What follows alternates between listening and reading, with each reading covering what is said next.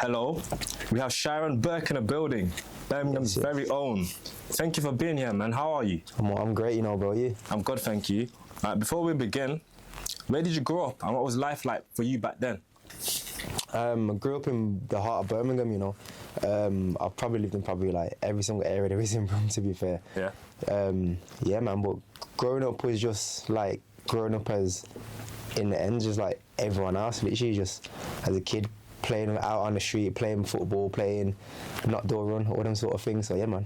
So you mentioned that you've lived everywhere in Birmingham. Yeah. Can you name some of the places that you've lived? Pretty much grew up in Newtown. I've lived in Moseley, I've lived in Erdington, I've lived in Bromford, lived in Handsworth Wood, lived in Wolverhampton, lived in Walsall, so pretty much everywhere, bro, to be fair. Did you face any dangers from where you come from, like any of these areas that you just mentioned?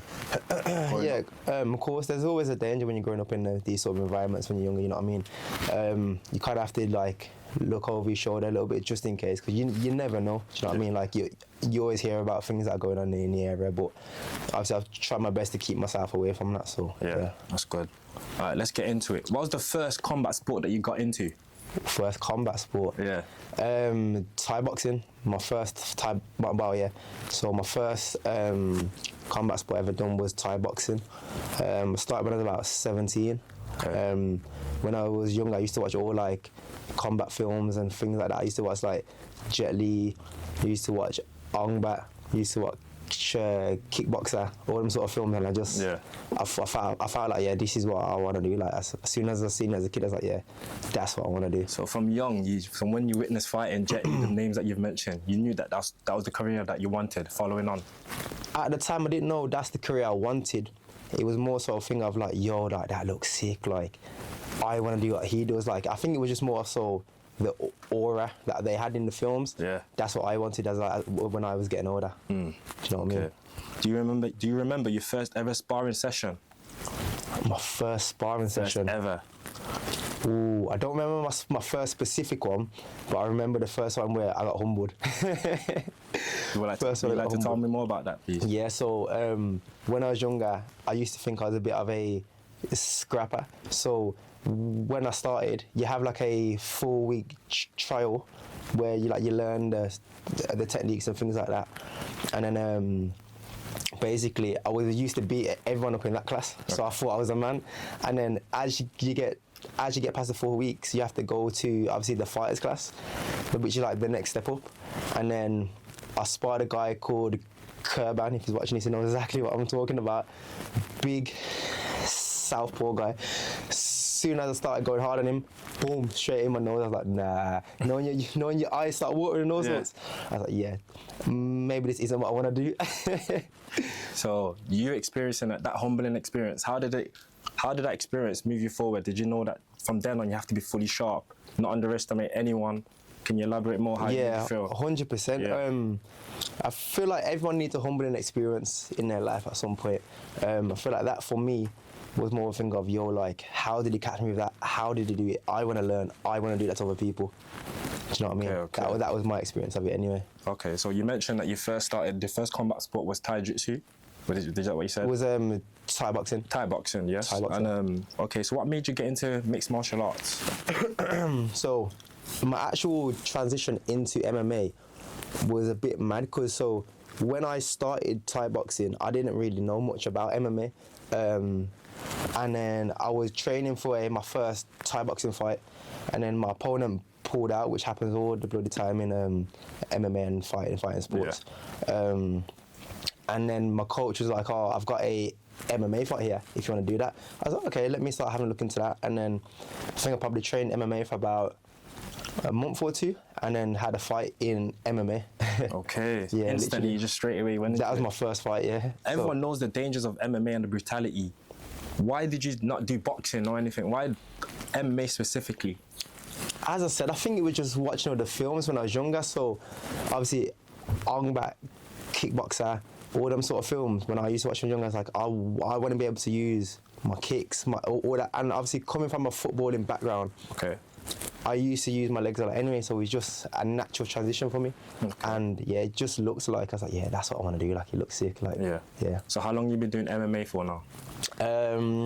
Fully, I started Thai boxing first, but I was doing that for about a year till I switched over. Okay. But in total, I've been training about 9 years now. 9 years, almost 10 years in the game. Flies by, man. That's good. That's good. That's extremely good. All right then.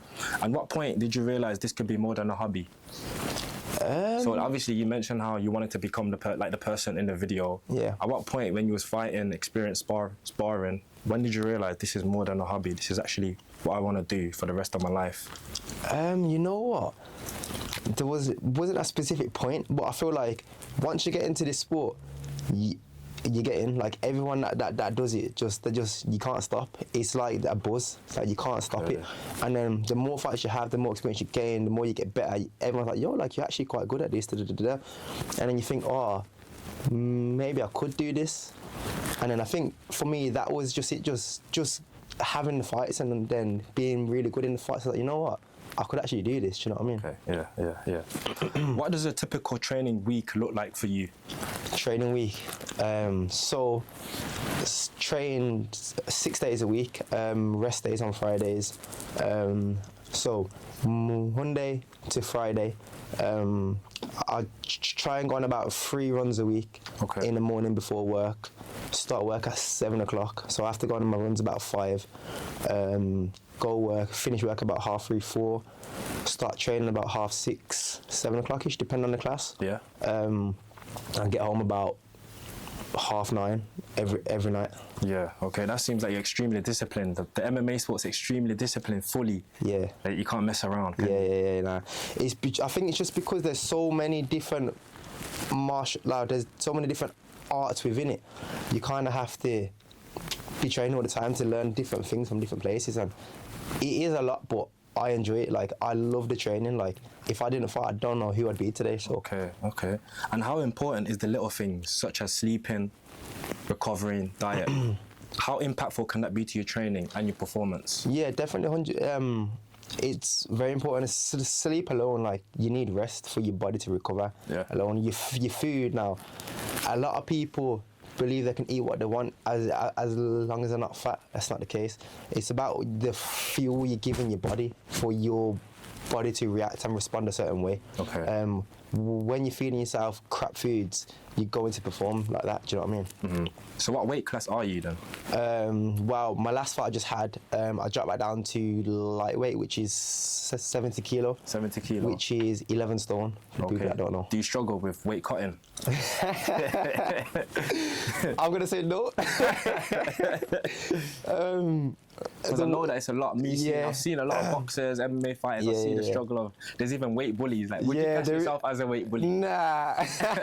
As we were saying, so do you feel like weight cutting is a problem for you? Well, the weight cut's a journey in itself, man. The weight cut's a journey. So how we do it is through water weight. We kind of manipulate our body in such a way where we're not actually losing weight, we're just losing the water weight. So as soon as you make weight on a Friday, it comes back on. Okay. So my last fight, I was walking around about 82 kilo, around that. And you dropped down to what, sorry? 70. Okay. So that's 10 kilos. Yeah, about 10 kilo. But a lot of people do it all in one go. I don't like to do that. Okay. I like to kind of gradually bring my weight down throughout my camp. So my camp's usually about 8 weeks. Okay. 8 weeks, something like that. Yeah. That's when I start turning my training on a bit more intense, and then I start my dieting as well. Okay. So that would naturally bring my weight down. So I only had to lose on the week of the fight. I only had to lose about 5 kilo. Okay then. All right then. So would you say weight cutting is the hardest part of camp? Yeah, 100%. Okay. Yeah. Everyone hates weight cutting. The sauna, the salt baths. Everyone hates a weight cut, man. Okay. What else is hard about camp? Would you say everything else? Would you enjoy it? Yeah, I personally enjoy the training anyway. So like, I'm always in the gym regardless all year round, whether I'm in camp or not. So for me, it's just the food, man. when I have to start losing weight, my food, 'cause I love my food. Yeah. It's just the smaller portions and things like that that just kills me. But other than that, like the training wise, I enjoy all of it. Everything. All right then. What training style was the hardest part for you that you had to learn? From striking, wrestling, jiu-jitsu? What would you say is the hardest part? Was the hardest part? Coming from a striking background, that was more natural to me. Always getting into fights from young anyway, that was more natural. For me, the hardest bit I've come to learn now is jiu-jitsu. Okay. Because when I first started, I was like, whoa, like it was a lot. I've been on a long journey. I've lost a few fights because of jiu-jitsu. Okay. Now I feel like it's becoming one of my strengths, and I can't wait to showcase that in my upcoming fights. Yeah, all right then, that's excellent. That's excellent. Have you had to pull out of a fight? I know you've mentioned a lot of people pull out, but have you ever had to pull out of a fight? I've only ever pulled out a fight once, which was actually this year, to be fair. Okay. I literally broke my toe like 2 weeks out of the fight, and I could just about walk, man. My toe was finished. Yeah. It's finished. But yeah, so I've had to pull out a fight once myself. I know that in combat sports, there's a lot of injuries. Have you had many injuries throughout your career, or would you say? I haven't, to be fair. That injury when I broke my toe, that was probably like the biggest injury I've ever had. Yeah. I feel like there is a lot of injuries in MMA and stuff like that, but I feel like it's the way you train. I feel like some people train stupid, like they overdo it, they overwork their body when they shouldn't really be doing that. Okay, all right then. Have you ever sparred an elite fighter? And if so, how did it go? Yeah, I've sparred a good few, to be fair. Down at my gym, we've got a couple of guys in the UFC, a couple of guys in PFL, a couple of guys on Cage Warriors. Okay. So I have sparred a good few of them. Do you mind talking about that, if you don't mind? Yeah, of course. It's hard. It's hard. It's hard. Okay. Like as soon as you're going to spar someone of that level, you have to make sure you're on point. Yeah. I feel like I give them good work as well as they're giving me good work. Obviously, we don't spar to hurt each other. We spar to help each other. So if I'm doing something wrong, they will correct me. If I feel like they're doing something wrong, then I help them as well. Okay. But you have to be on point when you're sparring someone of that caliber, to be fair. Is there levels? Is there actually levels? Big levels to this. Big levels. I think the first person I've probably sparred and I was like, whoa, like there's levels to this, was Fabian Edwards. That's the first person I sparred. I was like, yo, there's levels to this. You know what I mean? Yeah. But I enjoyed the spar. I liked it. You learn a lot. Do you know what I mean? From sparring these sorts of people. You sparring them, does it make you realise where you need to get to and how hard you have to train? 100%, 100%, 100%. But for me personally, I feel like sparring these people shows me I can reach the level, especially because they're in my gym and they're in range. Like I can definitely get there as well. You know what I mean? Like I feel like they're not that far ahead of me. It's just the small things. Yeah. It's just the small things. It's just the small things. All right. Literally. That's good. And then you're working on that as literally working on it, bro. That's good. That's good. All right then. So can you walk me through your first amateur fight in MMA? First amateur fight? Yes, in MMA. So as I said, I didn't really know much about MMA until I got booked in for my first fight. My first fight, I was supposed to fight in a guy. Again, he pulled out. So I fought a guy called Leon Simpson, I think. Leon Simpson. Wasn't supposed to fight him. He was supposed to fight me. The fight got made. He already had a bit more experience than me. But my first fight, I lost actually. Yeah. I lost my first fight. That was a hard pill to swallow. I was for young, 18, aggressive. I thought, yeah, I'm gonna walk in there and knock him out. First round, how it was going, I was actually touching him up. Pause. I was piecing him up. I was piecing him up on the feet. And then just due to experience, second round come out, I was blowing. Yeah. Blowing. My fitness, I was like, I couldn't even hold my hands up. Like I was like proper blowing, breathing heavy. And then the ref stopped it because it was throwing a lot of punches against my hands. I'm just there blocking, taking a shot from my arms, and then the ref stopped it. I was fuming. Man. First fight after that, man, I literally went upstairs and cried. It's the first time I've cried since a kid. Like I was like, nah, like that can't happen again. Okay, was that another humbling experience? 100%. Because I thought, I was 18. I was hungry. I thought, yeah, I'm gonna walk in and knock him out. It didn't go like that. So yeah, it was a humbling experience though. All right then. Was there a fight where you seen your skills begin to really show? throughout your career? Yeah, you know what's mad? I think my last fight I just had, really started to show myself and show people, yo, like, I'm at that level now. I showed a little bit of my grappling, got up, and then I knocked him out in the first round. First round stoppage. First round stoppage. I think it was 1 minute 40 seconds, something like that. Okay.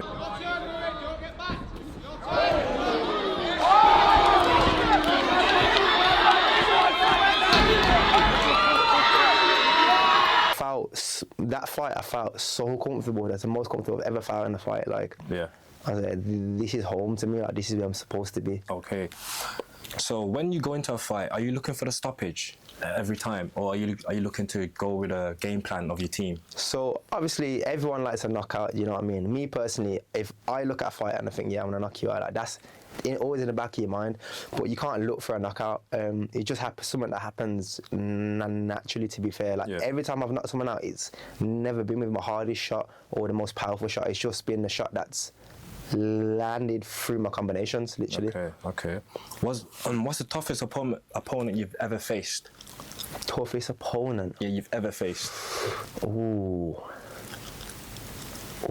good question. I'll be real, you know. I've fought some decent guys. Yeah. But if I was to all the guys that I've actually lost to, I can beat them. Okay. Like, it's not a thing of, oh, they was way better than me. It's just that at that time they done the right things and I didn't. Yeah. Toughest opponent. I'd say the toughest opponent is probably because he had a fat head and it was hot, and he would not go down. that's probably my toughest opponent. Okay. That's crazy. So you're currently in a tournament. You've mentioned that your last fight was it a tournament fight? A tournament, yeah. Okay, so you won it. Yeah. So what stage is next then with this tournament, and can you talk to me more about it? Yeah. So the fight I just had was a quarter-final fight on an event called Bad Mofo up in Barnsley. So it's an 8-man tournament.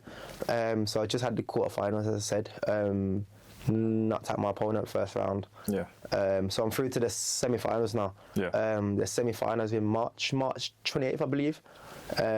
So once I win that fight, I'll be through to the finals. Okay. And then the winner of the tournament wins $5,000. So $5,000. That's what. Is that one of the highest? Have you ever had? Is that one of the highest competitions you've ever had, like reward-wise? Yeah, of course. Because as amateurs, you don't really get paid as such yet. You get paid through ticket sales. So if I sell more tickets, then I get more money.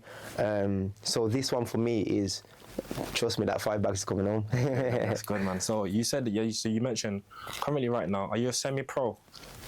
Semi-pro, amateur, it's all in the same kind of thing. Obviously the next stage is professional. So it starts off, you got white collar, which I suppose you could class as amateur. Then you got semi-pro, where I'm at now. Then you have professional. Okay, and you see of the fights that you've had at semi-pro, you said that you make money through ticket sales. Mm-hmm. How do you feel that at this moment in your career you're not earning as much, and how do you keep motivated to keep fighting and fighting until you get the highest reward? Yeah. It's just the process, you know. It's like anything, like nothing happens overnight. Yeah. Fighting's a very tough sport, but there's a lot of reward in it in the end if you stick it out and you get to them levels. Obviously, it's not guaranteed that everyone's going to make it and going to get a certain amount of money at the end of it. That's why you have to really love the sport. Yeah. It's a tough sport. It's not an easy sport, so you have to really love the sport. Yeah. And when going into fights, do you have fear, and if so, how do you overcome it? You know what? Everyone gets nervous before the fights. If you're not nervous, there's something actually wrong with you. Like, everyone gets a bit nervous. For me, it's more so like the day before, because you can get in your head a little bit. So sometimes you feel like the little kid again, like a little kid that, oh, I'm going to fight, like it's me. But for me personally, as soon as I get to the event, I come alive. Yeah. As soon as I walk in and I see the cage and I see the crowd, I come alive. It comes out of me, I'm like, yeah, this is me, like this is where I'm supposed to be. But I think it's just the little bits where you're at home and you're at home on your own, you can get in your head a little bit. Okay. So you've mentioned the fact that the love for the sport. Yeah. Have you ever questioned continuing this career? Yeah, of course. When I lost my last fight that I lost, I thought, yo, do I really want this? I had to actually sit down myself and speak to myself like, is this what I want to do? I thought about switching to boxing. I thought about stopping it. I thought, nah. But then when I sat down and spoke to myself, I said, nah, this is me. Like, this is what I want to do. I'm a mixed martial artist. Like, this is me. Yeah, because a lot of people, if I must say so myself, I know about boxing. Yeah. It's actually the easier route compared to MMA. Would you not say? No, I don't think so. Okay. I think it's actually a harder route. Okay. Because with boxing, it has been around for a lot longer. There's a lot more boxers than there is MMA fighters. Yeah. For you to become an elite boxer, you have to be an elite boxer. Because once you're at that level, everyone can box. Yeah. There's no room to hide. So I mean, like, it's literally me and you. We're gonna stand and we're gonna box, and it's a lot of trauma to the head as well. A lot of people think MMA is worse. I think boxing is worse. Okay. Just due to the head trauma, the counts, 8 counts. Once the ref gets involved within MMA, the fight's done. Okay. Do you know what I mean? And there's a lot more places you can hit each other rather than just the head and the body. Okay. And is it true what they say how MMA there's more frequent fights compared to boxing? Because I know there's at a certain level, the less fights you have and the more fights you can have. So you know what I'm trying to say. Or boxers, I know in amateurs they probably have I've had 500 fights in their career. Yeah. But when it comes to professional, they probably fight twice a year, once a year. How about with MMA? Why is it really consistent fighting? It can be consistent depending on you as a person. Obviously, first of all, it's your health. Obviously, at the end of the day, if you just had a fight and you feel fit and you're fresh, then you can fight a month later. It just depends on the event and you and your coaches. I know some guys that have had 6 fights a year as an amateur. For MMA, that's really good because the events are usually spaced out. With boxing, it works in season, so you have like your tournament and stuff like that, where you could potentially be having like 3 fights a weekend. Okay. Whereas with MMA, it's not. You don't have that. You don't have them tournaments as such where you're fighting all the time. There is a tournament called IMAFs now within amateur MMA, but I personally haven't done that yet. But that's another route where you could potentially having 3-4 fights a weekend within MMA. But not a lot of people get to that because you actually compete for your country, so you have to go through like trials and things like that. And it just depends what you want. Right. Yeah. Do you ever bring your family to the fights? And if so, do you ever feel that pressure? Yeah, so as I was saying before, it works off ticket sales. I've got a massive support, to be fair. So everyone comes out, my mum, my nan, my dad, my uncles, my aunties, my cousins, my friends, everybody comes. So I sell quite a lot of tickets, to be fair. But I actually find it better when they're there, like, because before I fight, I like to come downstairs and chill with my family for a bit. We have a laugh and a joke. That's when I go upstairs and start getting ready for my fight. But I wouldn't think it's a pressure thing as such. I kind of find it calming, to be fair. Like, some people find it pressure, but I don't, to be honest. Okay, that's good. And when you mentioned in your last fight that you won, can you walk me through your last fight and what went according to plan? Yeah. So in fact, I didn't actually know who I was fighting until the day before. Because it's a tournament, they'd done it in like a way where it was like a raffle system as such. So obviously you had the 8 people in there, including myself, and then you go to the weigh-ins and stuff, and then they done like a prize draw on the Friday night, so you find out who you're fighting. Yeah. So as soon as I found out, obviously I searched him up, had a little look, and I've been real, like, from what I seen, I knew he wasn't really going to cause me any trouble. He looks like a striker, but I knew he was going to shoot. They always shoot. As soon as I start piecing them up, they always shoot for a takedown. Yeah. But I'm ready now. Let's go, man. I said, yeah, let's go, my bro. Let's wrestle. What did you learn from that performance? Like, what did you take from that performance, and what are you going to bring to your next game plan? Yeah, as I said, I think it was just more of a calming experience. For me, I felt so comfortable in there. Like, I really enjoyed it. To be fair, I actually wanted the fight to go longer. I actually wanted a harder fight to really put my skills to the test. So I'm hoping my next opponent can actually bring that out of me so I can showcase my ability, because I know my levels and I know where I'm at. So these guys are in for a very rude awakening. That's it then. That's what we like to hear, man. What's the worst injuries you've ever faced in a fight? Actually, you know what? What's the worst injuries you've ever witnessed in a fight? Witnessed in a fight? Witnessed. Oh, some people have broke their nose, broken jaws, broken arms. I've seen quite a lot, to be fair. Yeah. Okay. How long does it take for your body to recover after camp? After the fight or after the camp? Yeah, after the camp and the fight. After the fight, I'll be real. After a MMA fight, the next day you feel like you've been in a car crash. Yeah. Your body's just like finished. Everything's aching. Your legs from getting kicked. Your arms, everything's aching. But probably about a week or two. I'll see. My last fight was like last weekend, to be fair. Yeah. And I feel fine now. But obviously that fight got stopped quite early, so I felt fresh. So like if there was another fight next week, I would happily do it because I feel fresh. Okay. Being the professional that you are today, you have to be extremely disciplined. Do you ever face distractions from the outside world? Yeah, of course you do. You get obviously your friends calling for nights out, you get girls, whatever. So it's always a distraction, but you kind of have to keep your mind focused. Like for me, if I'm in camp, I don't get distracted. Like my head's on the fight. I don't drink, I don't smoke, I don't do none of that. So when I'm in camp, I'm fully focused. Outside the camp now, I might go out and enjoy myself here and there, because you got to find a balance with life as well, do you know what I mean? Yes. How important is social media for fighters? So, me personally, I'm not a massive social media head. Like, I need to start doing more things, to be honest, and getting out there more. But back in the day, social media wasn't a thing.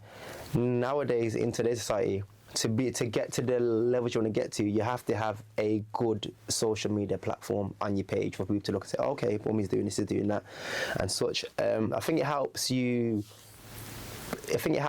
push you as a fighter, and it helps people resonate more with the person than just seeing the fighter. Yeah. Do you know what I mean? Yeah. And I feel like the fighters need that as well. Because I'm not just a fighter, I'm a person as well, do you know what I mean? You mentioned the fact that you make money through ticket sales. Yeah. In reality, it actually transitions into the professional side. So because certain fighters, they sell more than others. It's true. So they're prize fighters. 100%. Do you feel like your social media presence, do you feel like you have to act a certain way? Do you have to be controversial for you to gain more fans? Personally, no. I feel like the more you are, more people will resonate with that and think, yeah, like he's a cool person, he's like me, boom, boom, boom, boom, them little things. But a lot of people, when they get to UFC levels and things like that, they do put on the front because it sells tickets. So regardless, like the love or the hate, they're selling tickets. Me personally, I would never do that. Coming from where I come from, I can't put on the front, like this is just me, do you know what I mean? Yeah. Obviously, you like me, you don't. But I feel like that would bring more people to you. As long as you got a bit of personality, you sweet. Yeah. All right, do you think, obviously this might be a dumb question for you, you might say to me, oh, of course, but do you think skills matters more than popularity? Skills in terms of the fighting? Yeah, in terms of fighting. As a fighter, yeah, but in today's society, if you got popularity, people depends what you want out of fighting. Depends what you want. Obviously, some people just want the fame and they want the money behind it. That's when the fame, that side of things would push more. But if you want to be a good fighter, mixed martial artist, then obviously your skills matter a lot more. Yes. What level do you see yourself realistically in the next 5 to 10 years reaching? What level do you see yourself reaching in the next 5 to 10 years? I'll be real, in the next 3 to 5 years, bro, you're going to be seeing my face everywhere. Yeah. Everywhere. I'm going professional myself next year. Realistically, probably the end of next year. Yeah. I'm not sure on the event I want to get on yet, but I've got a few options out there, and I'm in talks with a lot of people. But definitely, so for me, my route, I'm going to go pro next year, see myself hitting the UFC in the next 3 years. Yes. And then the next 5 years, I see myself being a ranked fighter, if not challenging for the world bout. That's impressive. Well, hopefully you get to that level. Definitely, my bro. What needs to happen for you to get to that next stage? It's just developing my skills and just becoming a better fighter and showcasing it on the night. That's it, really. Yeah. The more I fight, the more I show my ability, the more I show people what I'm about, I'm definitely going to reach there. Like, this is hands down, definitely. Yeah. We need more people like you who are unapologetic with like pursuing greatness. Yeah. So I just want to say thank you for coming, and if you have any message you want to give to your fans out there. Yeah. I just want to say, nothing happens overnight. Do you know what I mean? Nothing happens overnight.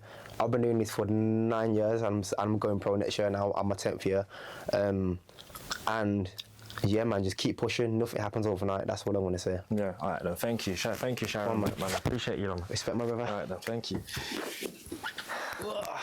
Lord. Yeah, man, that's it, man. Thank you, man. That was good, you know. That was good.